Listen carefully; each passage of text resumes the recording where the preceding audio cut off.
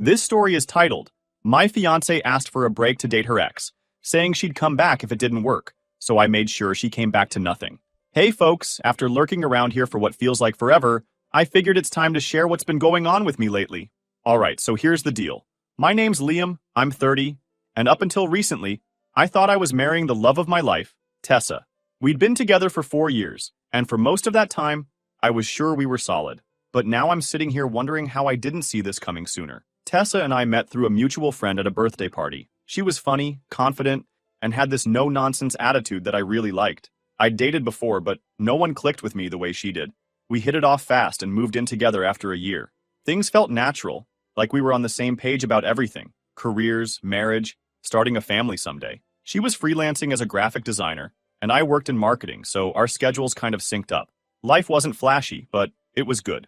We'd been talking about getting married for a while, but it wasn't until last year that I popped the question. It wasn't anything fancy, just a quiet dinner at home, just the two of us. Tessa seemed thrilled. She cried, hugged me, and said yes.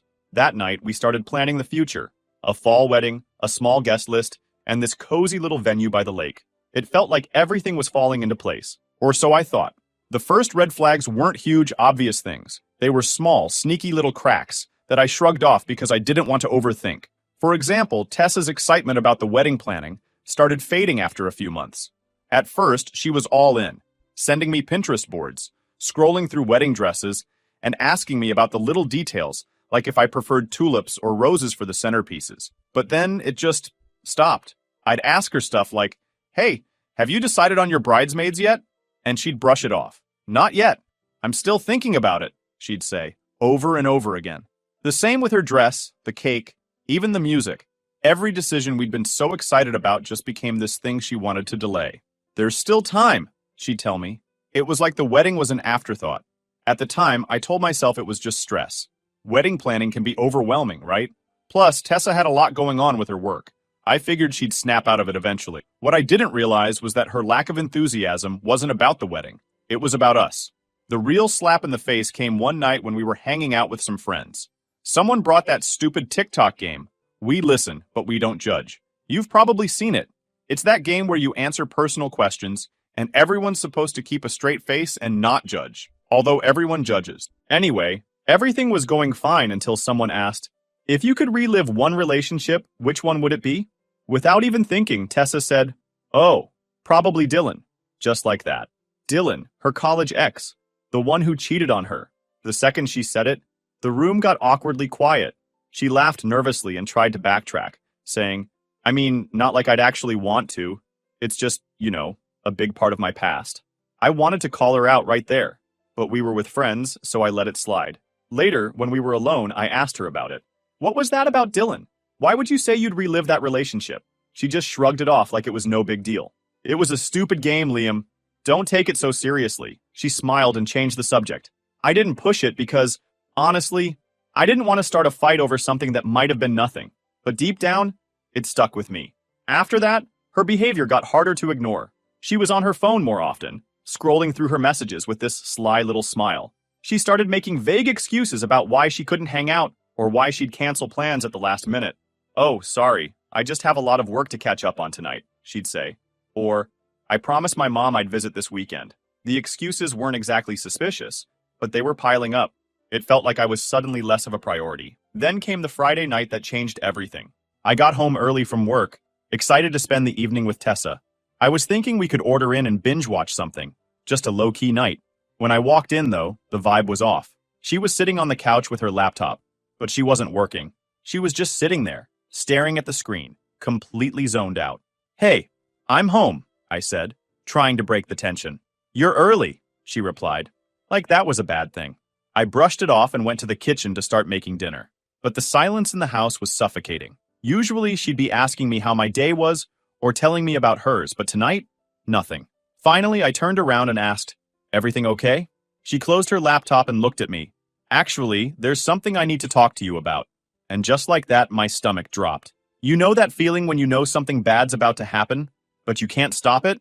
That was me, standing there like an idiot with a spatula in my hand. I walked over and sat across from her. "All right," I said. "What's going on?" She hesitated, like she was trying to find the right words. Then she just came out with it. I've been thinking about us and about Dylan. I swear, I almost laughed. Dylan, are you serious? What about him? She bit her lip and avoided my eyes.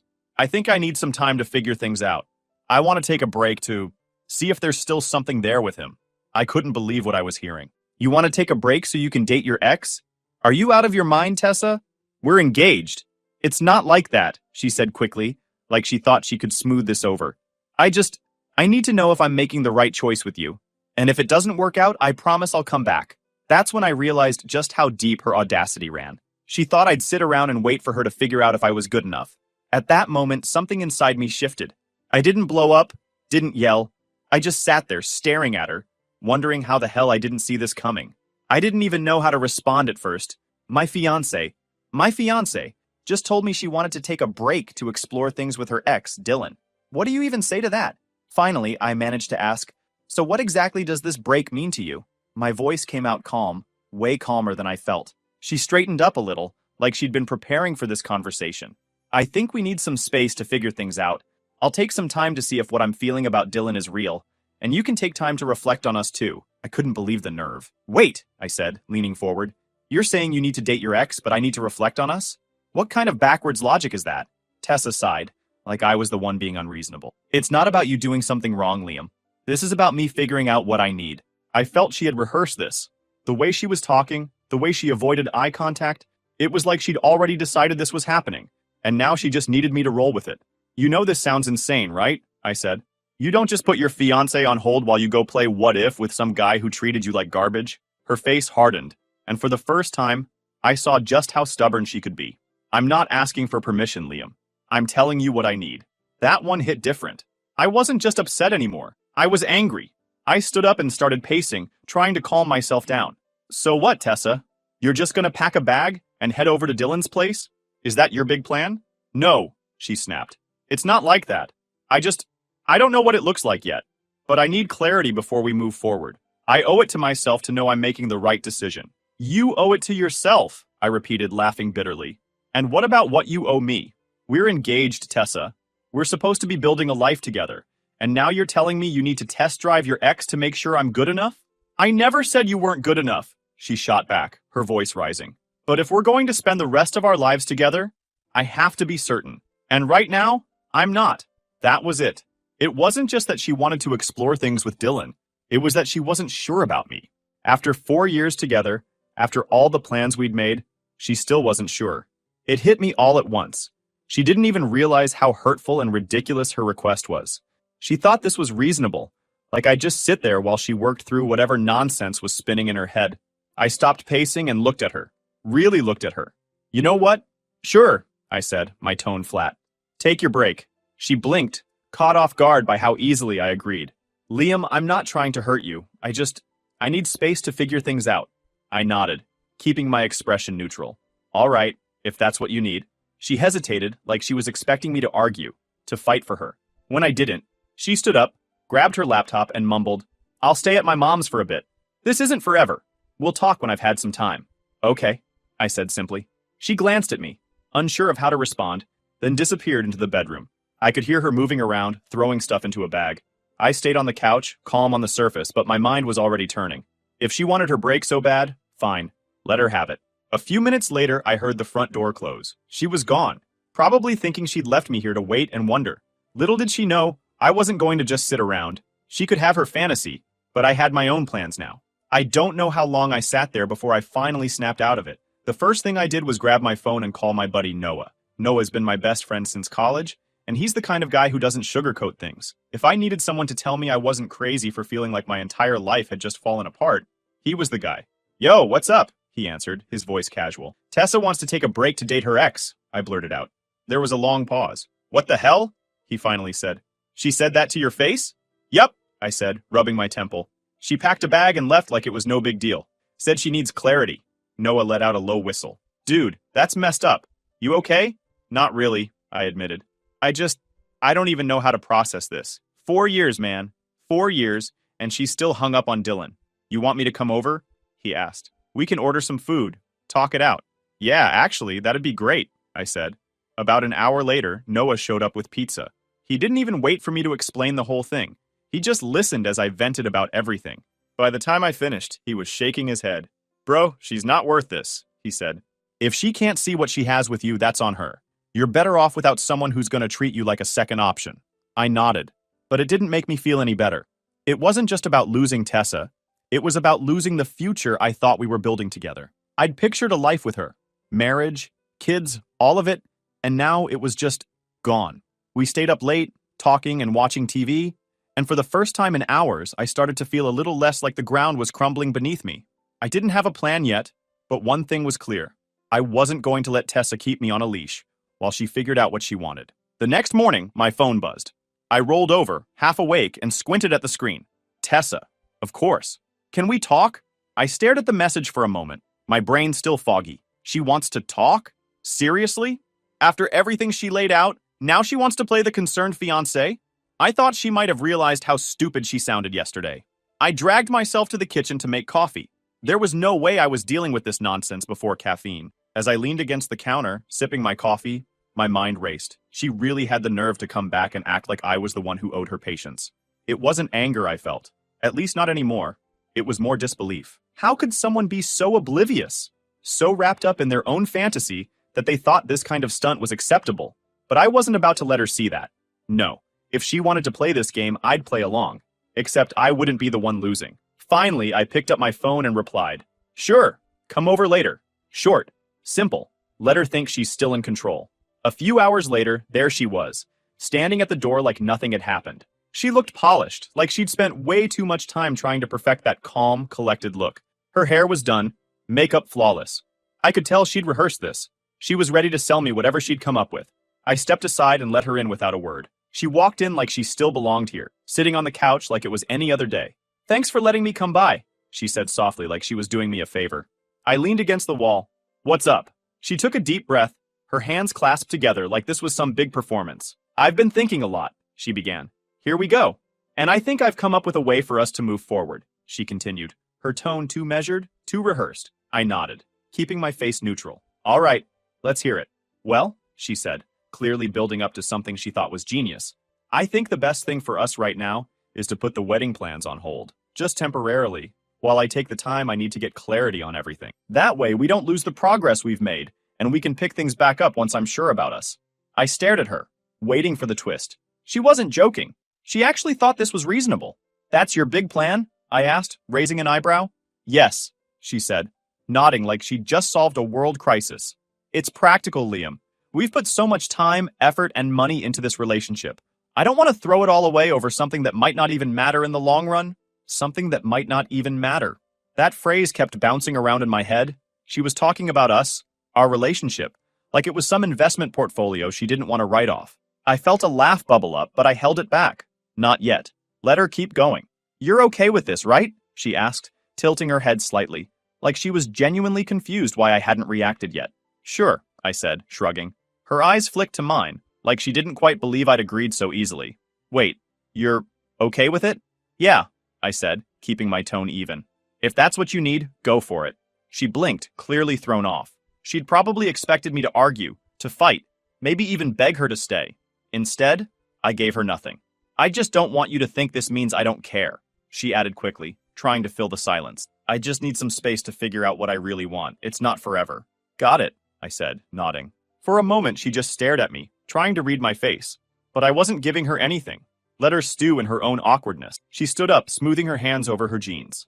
"I'll stay at my mom's for a bit," she said. "It's not forever. We'll talk once I've had some time."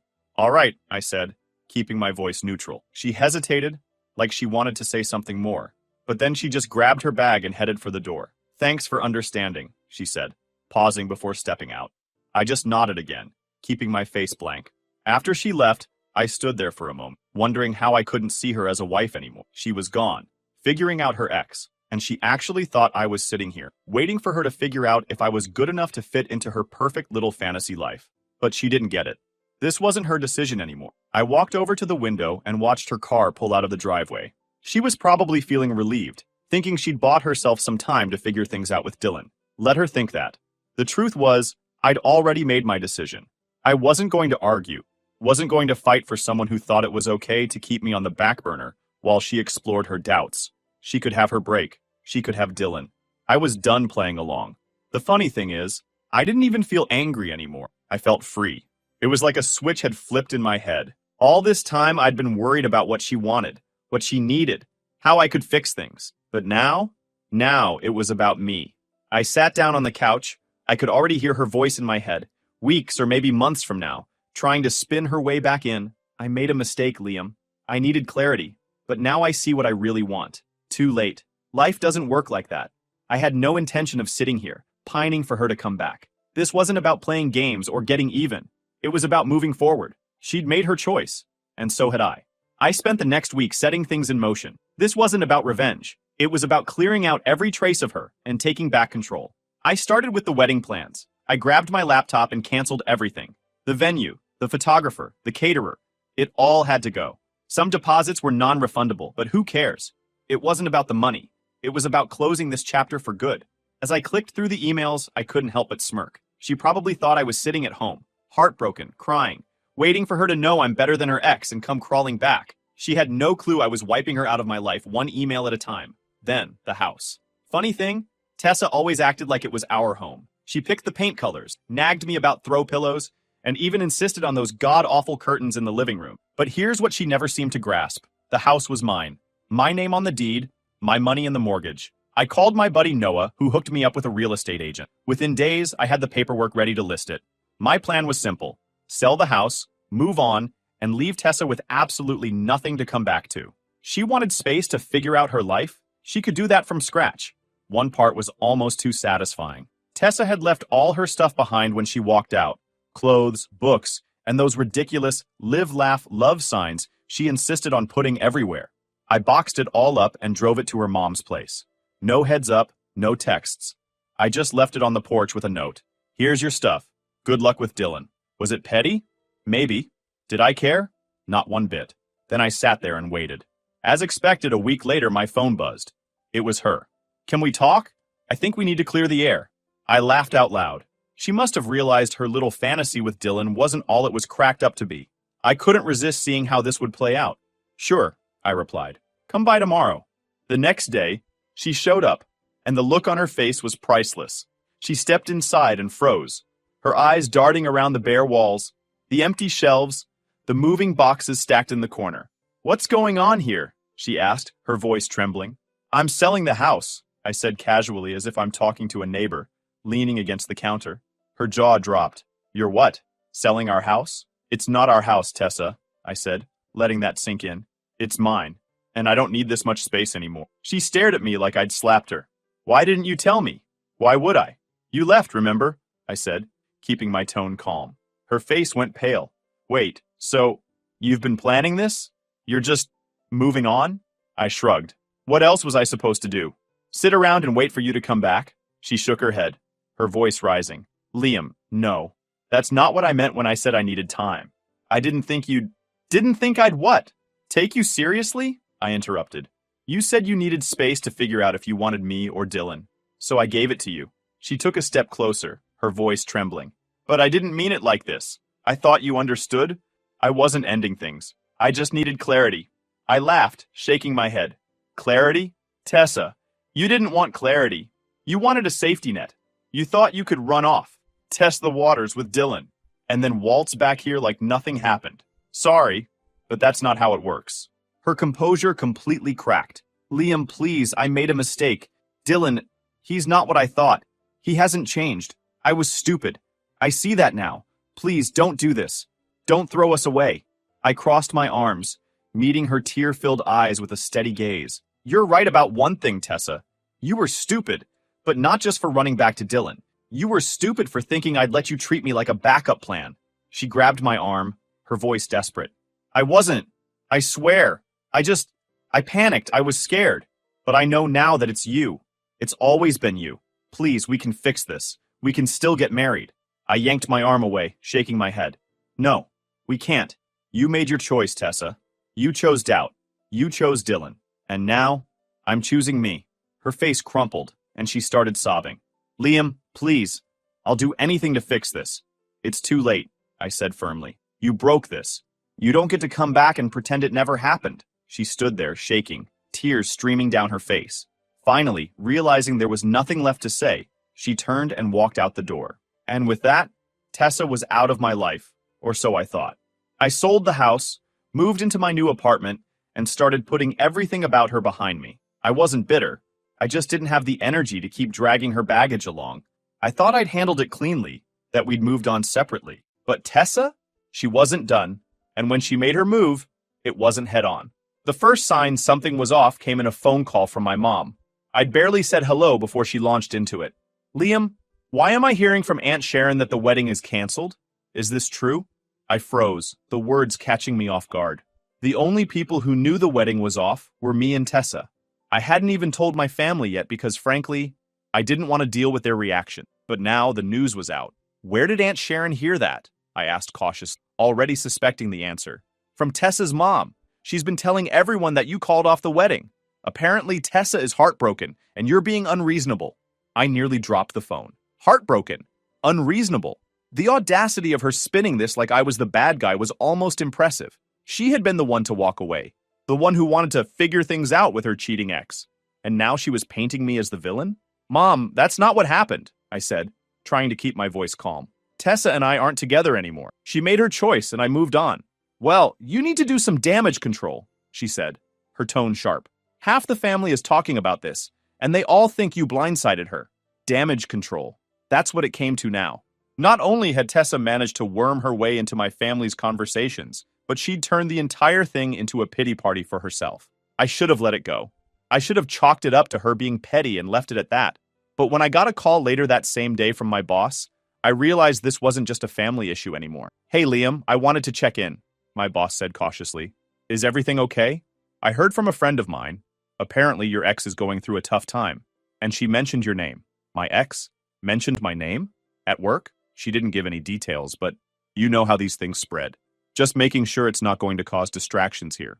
I clenched my jaw, the pieces falling into place. Tessa hadn't just been telling her side of the story to family, she was dragging my name into her personal sob story with anyone who would listen. I thanked my boss for letting me know and hung up. My blood was boiling. This wasn't about closure or fixing things anymore. She was deliberately trying to sabotage my life, painting herself as the victim to anyone who would give her 5 minutes of attention. That was the last straw. I'd stayed quiet up until now, thinking it was the mature thing to do. But if she wanted to play games, I wasn't going to sit back and let her rewrite the narrative. The next day, I sent a group message to both of our families, keeping it short and to the point. Hi everyone, I wanted to address something. Tessa and I are no longer engaged, and it was a mutual decision after a lot of difficult conversation. I'd appreciate it if we could all respect each other's privacy and move forward without assigning blame. Thank you. It wasn't dramatic, but it was enough to cut off her nonsense before it spread further. Then I blocked her on everything. Phone, social media, email. She didn't deserve access to my life anymore. Not after how she'd tried to twist things. The fallout wasn't easy. My mom wasn't thrilled about me handling it so bluntly, and a couple of relatives still whispered about how I could throw away such a good thing. But I knew the truth, and that was enough. All what my ex-fiancée did was show me how little she respected me or the relationship we'd had. If anything, she made me even more grateful that I'd cut her out for good. So here I was, finally drawing the line. Blocking her was like flipping a switch, cutting the power to the drama machine she'd been running for weeks. It wasn't just about silencing her. It was about reclaiming my peace. The first thing I did was take control of the narrative. People love to fill in the blanks when you stay quiet, and I'd given Tessa way too much space to craft her story. So I called up the people whose opinions mattered to me, my close friends, my siblings, and my mom. I laid it all out, no embellishments, just the facts. Look, I told my mom over coffee, I didn't throw away a good thing. She bailed on me for her ex, plain and simple. I tried to be civil, but she's out here spinning tales like she's the victim. I'm not letting her trash my name. Mom gave me her classic disapproving look, the one that could make a grown man feel like a scolded teenager. I get it, Liam, but you could have been more tactful. Tactful? Mom, she's airing our dirty laundry to anyone who'll listen. I'm done playing nice. That seemed to click for her. She sighed, finally conceding, I just want you to be happy. Don't let her drag you down. From there, I made it my mission to shut down the whispers wherever they popped up. If someone brought up Tessa, I gave them the short version. It didn't work out, and she's not the person I thought she was. End of story. Most people got the hint and dropped it, but a few needed a bit more directness. Like my cousin Mark, who cornered me at a family barbecue. Hey man, I heard you left Tessa high and dry. What's up with that? I stared at him, barely believing the audacity. You heard wrong, Mark. She ditched me to figure things out with her ex. If you want the full story, ask her. I'm not playing the gossip game. He backed off pretty quick after that. While I was busy cleaning up the social mess, I also had to deal with work. My boss, thankfully, was chill about the whole thing. I explained the situation in private, emphasizing that it wouldn't affect my performance. He nodded and said, I figured there was more to it. Just keep your head down, and don't let it get to you. But Tessa wasn't done trying to stir the pot. A week later, I got an email from a mutual friend of ours, Sarah. She wasn't taking sides, but she felt the need to share something. Hey Liam, I thought you should know Tessa's been posting stuff online. Nothing outright nasty, but it's obvious she's talking about you. Just wanted to give you a heads up. I thanked Sarah and checked it out. Sure enough, Tessa had been posting vague, passive-aggressive quotes about betrayal and heartbreak. Stuff like, some people will throw away diamonds to chase stones. Real subtle.